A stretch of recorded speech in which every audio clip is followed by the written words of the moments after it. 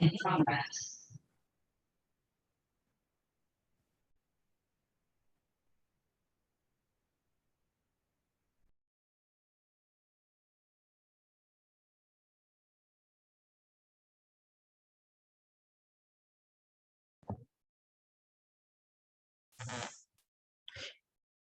Hey guys, welcome to tonight's webinar. This is Jackie Miller. I'm just going to give it maybe 30 more seconds in case we have anyone else joining. For you guys that are already on, this will be recorded, and we have a QT2 Systems YouTube channel for those of you that did not know that. It's a real thing.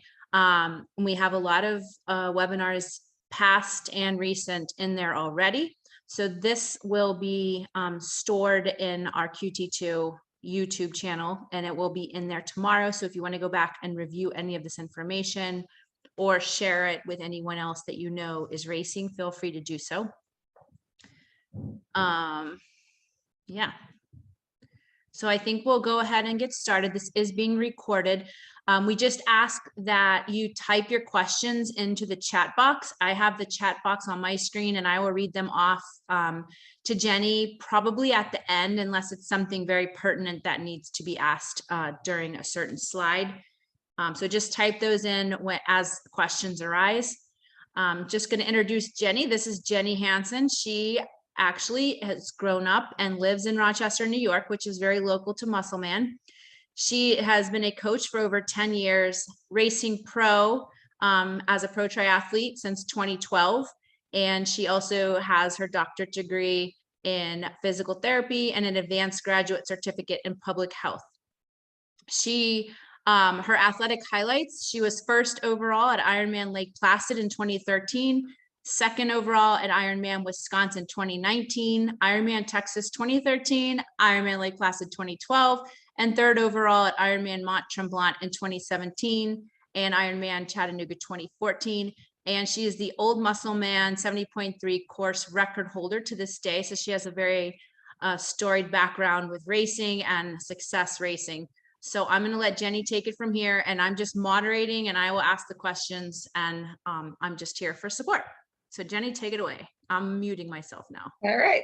Thanks so much, Jackie, for the introduction. So yeah, tonight we are going to go over the 2022 Ironman 70.3 Musselman race preview and pre-race tips. Like Jackie said, I've been around this area forever. I think I've been down at that race since like 2010. It was my first 70.3 ever. So obviously there's been changes since Musselman bought it out, but it's just nice to have it locally and have it keep going. It's a great race, great venue. So let's get started. So we're going to kind of go through this using the QT2 5 training cornerstones and then apply it specifically to the Musselman course.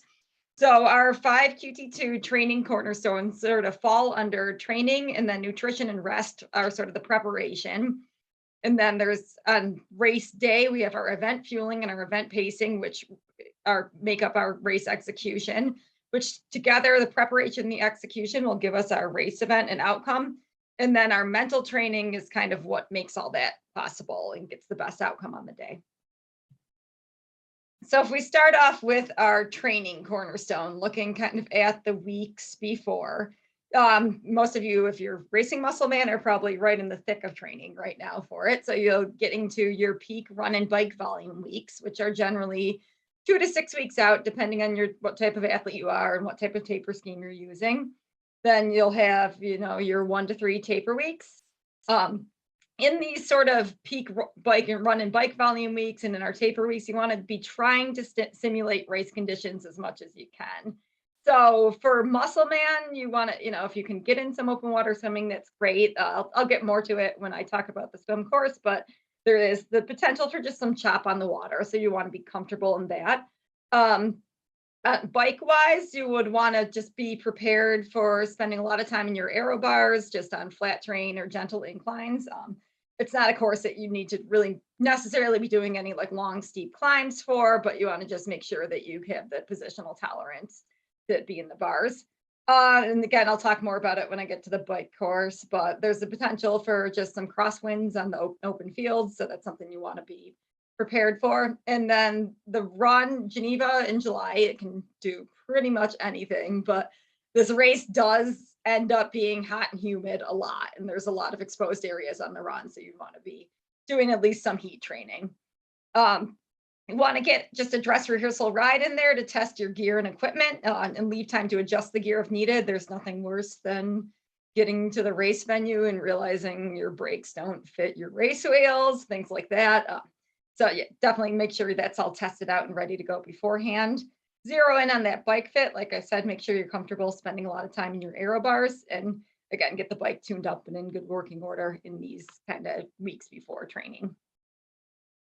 In terms of nutrition and restoration, again, when you're in your biggest training, you want to make sure you're really focusing on what you can control in terms of nutrition and restoration, so you're able to hit your big sessions. So fluid intake, you'll want to try to aim for at least half of your body weight in ounces in addition to what is lost during workouts. Keep the nutrient density up, aim for 4 servings daily of fruits and vegetables around, obviously not while you're training, but around it. The evening before your long training sessions, so before your longest bikes, you want to try to get a replenishment meal. So something high in carbs, low in fat. So that's when you might want to do like your big pasta dinner before you head out on that 5-hour, 4-hour, whatever it is, ride the next day. Aim to, obviously life gets in the way, but try to aim for 5 hours of sleep per night. Use a recovery drink after your main sessions and try to keep your daily omega-3 in the 2 to 3 gram range. Weeks before fueling. So fueling is something that is definitely under your control and something that can and should be practiced pretty much every training session. You want to have your plan in place and then fuel in accordance with it every session you go on. So use the actual products you plan to use on race day, and then you want to be training your gut to be able to uptake carbohydrates and be able to tolerate whatever nutrition you're going to use on race day. So sports drink, the sports drink you plan to use during the race, during every session at the rate expected on race day, preferably Gatorade Endurance, since that's what's on course and it saves just a lot of trouble of trying to carry a lot of bottles or mix on the fly. And on race day, fueling can be maybe the most important, most likely limiter on performance, but it's something that can be controlled in practice with practice and training. In terms of our mental cornerstone, so you want to begin in these weeks before, just begin reducing external pressures. You want to kind of begin the visualization process. So best performance strategy. Think about yourself out on the Musselman course, nailing your race. That can be something really motivational for those really hard sessions that you don't know if you're going to make it through. And, it's just trying to use that best performance imagery. But at the same time, you want to use some coping imagery. So start thinking of, what's going to happen if I drop a bottle on the bike? What's going to happen if I get a flat tire? Imagine yourself maybe not feeling that great, but using your mental strategies to get through it on the day. And then you also want to just try to make everything race week begin your logistics preparation. So when you get closer to the race, things are as lower stress as possible. So start making your list, start packing, make sure you get your check-in time and review the athlete guide and kind of confirm your reservations of where you're staying. Fun story. One time I actually was driving to a race and realized my Airbnb didn't exist. So that was not good. So definitely make sure you have that confirmed. And then kind of if we move closer to the race, applying the same cornerstones, we're going to get into the week before. So the week before, in terms of training, these are your final sessions. You're not going to get any fitness gains in this time. You're just going to be trying to work on keeping frequency up and maintaining sport specific feel. So don't overtrain, don't panic train, don't feel like, oh my gosh, I felt lousy on my Wednesday run, my race is over. Don't overthink it, which is pretty much easier said than done. In terms of some of the logistics actually at the Musselman site, if you're looking to get in some swims pre-race, Seneca Lake State Park, they have a guarded beach. The guards don't come out until I believe 9 a.m. It might be a little bit later. So you can swim. That's where your parking is going to be. I'll show you on the maps later, but you can swim from the beach area before the guards are out. I've had the guards, I don't know if they'll change it for Ironman week at all. I've had guards not let me swim from there before, but tell me that I could go just further down in the park and get in anywhere. And I've also seen just kind of locally, some people have talked about swimming just from actually where the Ironman swim course is down by the Finger Lakes Visitor Center. So there will be places to swim. You just might have to walk down a little bit. And it's a pretty safe, clean lake. I mean, there's boats, but if you stay close to shore, you'll be fine.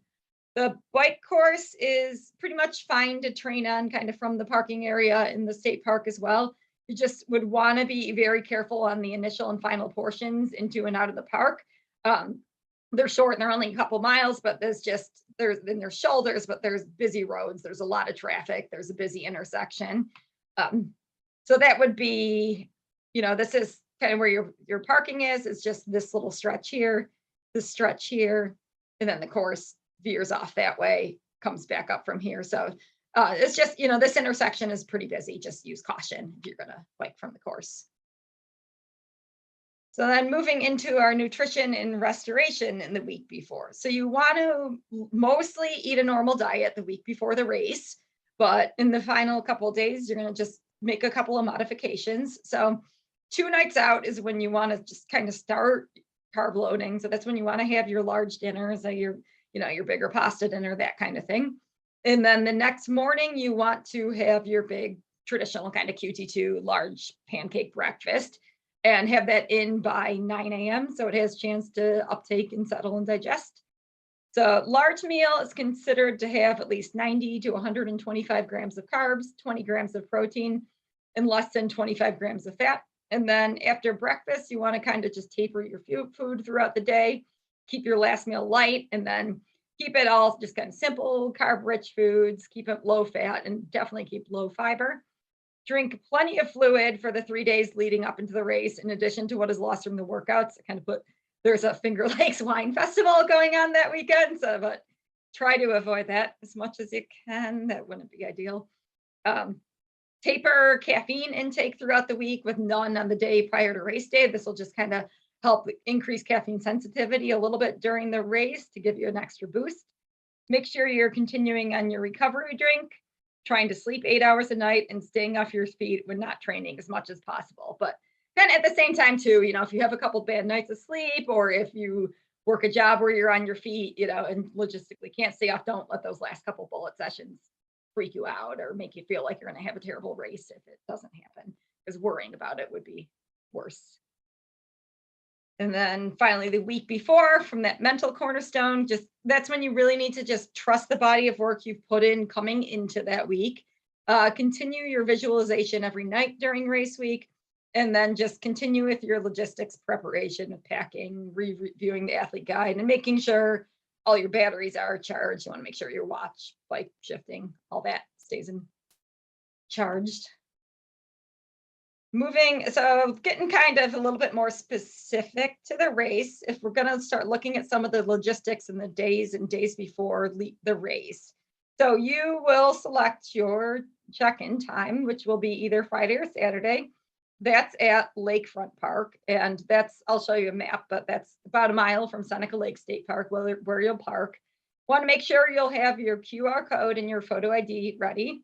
When you go to check in, you'll get your race packet, your giveaways, and your timing chip. You get race bib for the run, helmet and bike stickers, swim cap, wristband, and timing chip. Want to probably attend one of the athletes' briefings. There's various time options there. Bike check-in will be the day before the race, Saturday, from 10 a.m. to 4:30 p.m. So make sure you plan that you'll be able to check your bike in that time. Familiar yourself with the transition layout and the flow, and then set out and prepare your gear. So just some of this check-in logistics. So like I was saying, this is a couple different views of it. This is sort of your parking area through here. And then this is down through here is your transition area. So it's, probably just a little bit over a mile of a walk, and you'll have to make that on race morning as well. There's no parking right at where the swim start is. You might be able to get dropped off maybe to check in, but definitely, plan on just making the walk. It's easy. It's flat on a bike path, but just make sure you factor that in time-wise. And then you can see that there's a couple athlete briefings on Friday and 3 more on Saturday to make it to. So moving on to race morning, looking at nutrition. So our race morning breakfast, you want to keep it simple. You want simple carbs, want to get in fluids, electrolytes, and a small amount of protein just to kind of top off some of the carb loading you've done the last couple days. You don't want any fat or fiber or extra vitamins or minerals. They're just either not needed or they're going to mess with your stomach during the race. If you have a core diet plan, recommended breakfast is applesauce, banana, 1 scoop of whey protein, and a sports drink. If you use something else, that's fine, but just keep it simple, keep it light. And you want to try to complete eating this 3 hours prior to race start. So it should be pretty much the first thing you do when getting up. After your breakfast, just continue to sip on sports drink until the race start, and then top off the stores just with a gel 15 to 20 minutes prior. Race morning logistics. So parking opens at 4:30 a.m. So like I said, you want to just plan on that like 20 to 25-minute walk to transition. Transition is open from 5 a.m. to 6:15 a.m. So the athlete guide, there is a morning clothes bag. The drop-off should be near the swim start and transition. And the athlete guide also says that a swim warm-up is available. So that would be important to try to get in if you can, and make sure, again, apply sunscreen. Don't be out there getting sunburned. Race day fueling. So again, follow your race fueling plan. This is, again, something you should have trained with. It shouldn't be anything you need. Carry what you need unless it's something you can take from the course. The first hour of the bike, try to get in some extra fluids to really jumpstart that. Aid stations at this course are about every 15 miles on the bike. I believe there's 3 of them out there, and they're about every mile on the run. There are some that are 1.5 miles apart. So that's from miles 2.5 to 4, they're a mile and a half apart. And then from 9 to 10 and a half and 10 and a half to 12, they're a mile and a half apart. So those later ones, just be mentally prepared for that, because that extra mile, if it's hot and it's late in the race and you're tired and you just want an aid station and it's not there when you think it should be, just be prepared. There's that extra half mile there. Aid stations will have Gatorade Endurance at them, orange for the bike, lemon lime for the run, and water. They'll also have Martin gels, caffeinated and non-caffeinated. And then some of the extras are Red Bull, cola, fig bars, and bananas on the bike and run, and oranges, chips, and pretzels on the run. And then if you're, heavy, salty sweater, carry additional sodium with you, especially if you plan on taking the gels on course. So here are our on-course gels. So they are, like I said, they're low in sodium. I mean, they have about like 1/10 of the sodium of most gels. So if you plan on taking them from the course, carry salt stick, carry some sort of salt tab with it to try to make up the difference. And they are also high in caffeine. So the caffeinated gels have 100 milligrams versus 20 to 25 in most gels. Some of the power gels have 50. So just, if you plan on taking that, you will be getting an extra hit of caffeine. So looking at our race day mental cornerstone. So again, focus on the goals you have as the number one priority. So these are the items you have 100% control over. So that's just your attitude, how you deal with the day, and your fueling plan. Those are the 2 things that you can completely control. Next, focus on your targets. Focus on your heart rate, focus on your power, focus on your pacing plan, and stick to it the best you can. Anything outcome-wise should be left to the second half of the run. So those are things like our place, our time, etc. Just having done that race a whole bunch. I mean, I think the year I set the course record, I just got out in the run. I was like, oh, this isn't going to happen. It had been a goal of mine, but I just went out and stuck to just pacing and fueling. And then finally, I got to the last 4 miles of the run and I was like, oh, shoot, I can actually do this. So that's when you really want to start digging in and focusing on all your mental strength to achieve your outcomes. So looking at our Musselman course. So starting with the swim. So swim schedule is a rolling start at 6:30 a.m. It's a 1-loop course that's kind of in this trapezoid that doesn't fully connect the side shape. It's a clockwise course. Water temperature will be announced during race briefings and race mornings. Generally at this race, at this lake, it's in the low 70s, but be prepared for anything. Have a plan. Wetsuits are permitted up to and including 76.1 degrees. I think every year I've been at this race, I would say the water temperature's kind of fallen between like 68 and 74, and it really hasn't been super hot or around here lately. That I was down at the south end of the lake this past weekend, and it was actually like really cold. I think the north end is more like 63, 64 degrees. So I'd say it's pretty safe bet this will be a wetsuit legal swim, but just be prepared. Yeah, Seneca is the widest and deepest Finger Lake. I think it's like over 600 feet deep. So temperatures tend to stay pretty stable. If it is a sunny morning, though, you will likely want tinted goggles. The sun kind of comes up from the east, so the far right side of this map here. And there can be, this course doesn't have the leg that used to be sighting directly into the sun. But it can get pretty bad out there, and it can get kind of hard to sight if you don't have the right goggles. And like I said before, the lake can get a little bit choppy. It can be complete glass, or it can have some chop kick up. I think there can be like random storms sometimes, but it's not, you're not going to get huge swells, but you just want to make sure you're comfortable in those kind of conditions. As for swim pacing, it's a self-seated rolling start. It won't start as crowded as some other races, but it can start pretty crowded. Use other swimmers to your benefit. Draft if you can. If you can find some feet that you're working to stay on that are going relatively straight, that's going to be your best bet. Sometimes there is a slight current in your favor back towards the shore. So sometimes you have to fight a little bit to get out, and then you get a little bit of assist back towards the shore, depending on the year.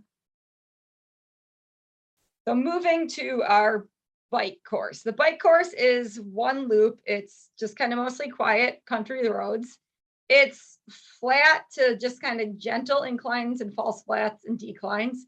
There's one kind of short, steeper climb up from Cayuga Lake around mile 25. So kind of right in through here. It is gradually uphill for the first 11 miles, and then it's kind of gradually uphill, kind of this big stretch up along through here from about miles 25 to 35. A lot of it is, it's a course where you just will notice you're going slower. You might like wonder, is my brake rubbing? Do I have a flat tire? There goes my dog barking. But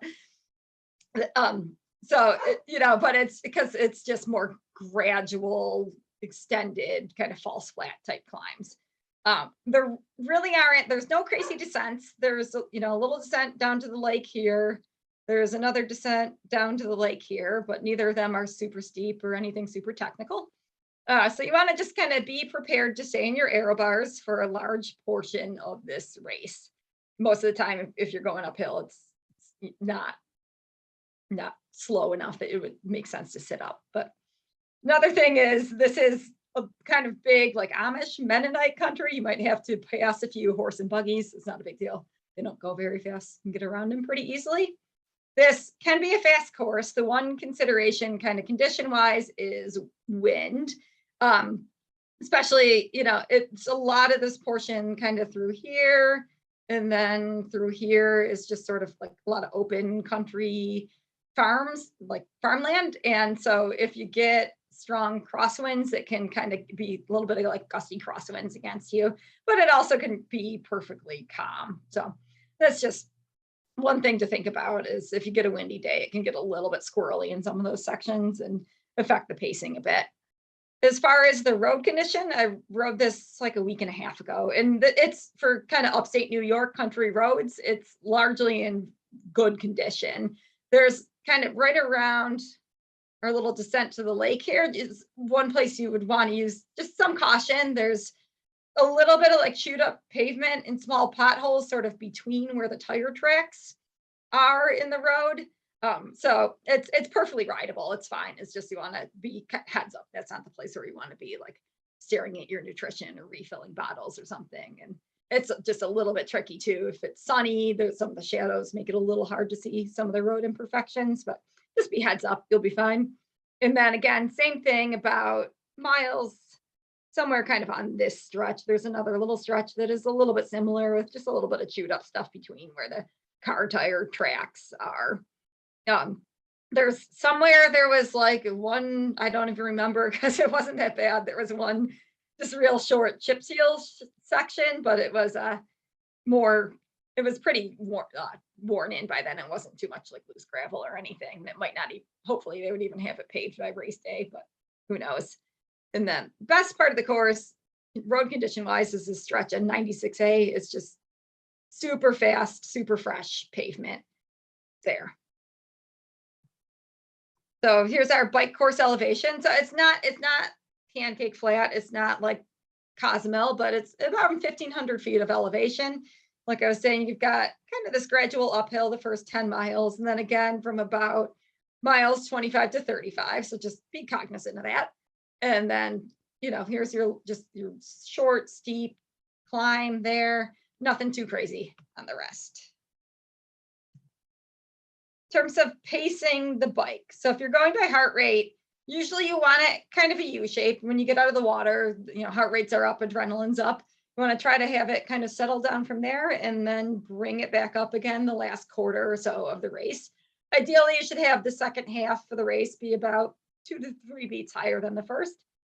If you're going by power, this is a good course to execute even power pacing. There's no like, not really many super steep hills that are going to require power spikes. There's not any long descents that you're going to be zeroing out. So ideally, you want to take the second half slightly higher power wise. And again, don't overdo things those first 10 to 12 miles because you might not necessarily realize you're climbing for some of it. You might feel like you're going really slow, but just be aware that you're not. And it's just the nature of the course. So don't hammer out those first 10 to 12 miles and use up all your power there. Pace wise, again, watch those gradual uphill falls flat sections. And then it also can be impacted by the wind correct conditions and direction. This, you know, this long stretch coming back north, it can, I think I've ridden this at like 25 miles an hour before, and I've ridden it at like 17, depending on the wind direction. So usually it's pretty fast, but if you get a northern wind, it can be tough. If you get a south wind, you'll be flying. So on our bike course, hopefully no one will have to deal with a penalty, but in order for our drafting violation would be a blue card, which is a 5-minute penalty. You have to keep 6 bike lengths between your bike's front wheel and the rear wheel of the cyclist in front. Complete a pass on the left within 25 seconds. If you get 3 violations, you will be disqualified. And if an official comes up to you, shows you a card, you have to stop at the next penalty tent. So you can't skip the next penalty tent and decide you want to go to transition, serve your time. You have to stop at the next one you see. Blocking violation, it's a yellow card. So this is if you're riding in the middle of the road, people can't get around you. This is a 30-second penalty and you would have to stop at the next penalty tent. Littering violation is a red card, which is disqualification. So yeah, don't be throwing bottles. If you accidentally drop one, that is not as severe of a penalty. So moving to our run course. Run course is a 2-loop. It's, I should have taken the out and back course. It's kind of out and back, sort of like a little out and back and a lollipop. It has 385 feet of elevation gain, kind of goes from a flat to a climb to some rollers to downhill. So you'll come out of transition, run along, this is a bike path road, park road here. U-turn, come back past transition. This you'll kind of loop on a bridge underneath 5 and 20 here, kind of weave through like some parking lots and industrial area here. Turn onto Main Street, come up this your steep little punchy climb there on Main Street, and then you'll go kind of through this little lollipop loop, which is through the Hobart William Smith College campus. It's got just kind of some rollers through there. Come out of there, and then you'll come back down your hill, back through your little bit of flat, and then back to transition and start again. So it's pretty fair run course. Some of the considerations are heat. So this section is kind of various shades of just little bit of shade to just completely exposed. So if you get a hot day, this section through here can get pretty hot. The campus is pretty shady, but this can get really warm. And sometimes there's like people on boats cheering for you and you just want to jump in the lake, but try not to do that. And then the other consideration is just crowding. Again, that whole bike path area, it's varies in width from pretty close to a road width to down to like a bike path sidewalk width. So being this 2-loop course with everyone out on the course at the same time, those narrow sections can get, especially in the second loop, can get pretty congested through there, especially at aid stations. So, just don't be the person that comes to a complete stop at the aid station, and just, figure that there's probably going to be areas that is a little bit harder to get around people than others. So our run pacing, if you go by heart rate, kind of, obviously everyone's a little bit different with this. Generally, you want to see your run heart rate be about 5 to 7 beats over your bike, whatever your bike heart rate was. If you pace by power, you can use that as well. If you're just going by like mile times, you want to just really kind of settle in those first few miles through that flat area and just get the feel for your goal pace, and then don't force it over the hills. I mean, it'll be a little bit more effort, but don't be trying to maintain, the same pace you are on the flats up those steep hills. And then you'll get that nice downhill to make up time as well. So our cutoff times, you will have 1 hour and 10 minutes to complete the swim from the time you enter the water. You'll have 5 hours and 30 minutes to complete the swim plus T1 plus the bike. There is an intermediate cutoff at aid station 3 at 12:05 p.m. That is about mile 44. So you need to make sure you're through that by that time. And then you will have 8.5 hours to complete the full race. And again, there's an intermediate cutoff time. You have to start run lap 2 by 2:55 p.m. Post race, bike checkout is 1:30 to 4:30 p.m. Awards and roll downs are at 3:30 p.m. So awards go 5 deep. Roll downs are right after awards. They are for 2023 Worlds in Finland. So they might roll down fairly deep. Who knows? Not being the easiest place in the world to get to. So, if you have to be present in person if you want a slot, it might be worth showing up if you're close.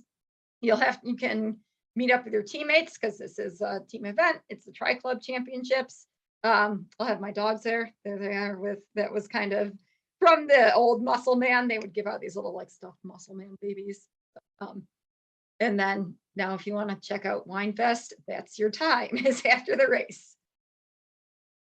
All right, and that's all I've got for you. Any questions?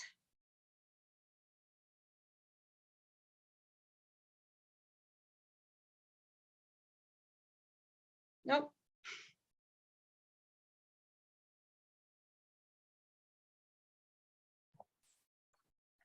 That was awesome, Jenny. Thanks, Jackie. I heard you guys, some of you may know I live in Florida, which is very flat and far away from upstate New York. But I did have a couple people from our local tri-club that went up and did that race. I don't know. I think it was last year. I don't know. I honestly can't even remember when it was, because now COVID makes everything run into one, and it might have been before COVID, who knows. But they just posted the most beautiful pictures, and they had the best things to say about the city and the race. And I kept laughing because when people from up north say hills are rolling or false flats, in my mind, I'm like, nope, that's a steep hill. Nope, that's a big climb. Yeah. I mean, by Ironman Florida standards, I guess they're hills. And where I live is flatter than Ironman Florida. Because to me, Ironman Florida has some false flats, which you guys probably laugh. But. Yeah, no, it's a beautiful area, beautiful lake. Afterwards, if you get a chance to check out the town and some of the restaurants, it's, there's tons of like wineries and farm stands and everything. And that area. So Sounds so fun. it's it's a great place for a race. You'll bike past Maybe- the wineries. Maybe 1 year, because I do like Yeah. wine. So it might be a good reason to come up and do the race. Exactly. So does anyone have any questions, last minute questions for Jennie? All right, well, this will be on YouTube, like we said. If you think of anything after the fact, you can just maybe drop Jennie an email. She's just Jennie, JENNIE @qt2systems.com. And I'm sure she'd be happy to answer your questions. And other than that, thanks for joining us. And you guys can go have your dinner now, and Jennie can get her dogs out the door. They were actually very quiet.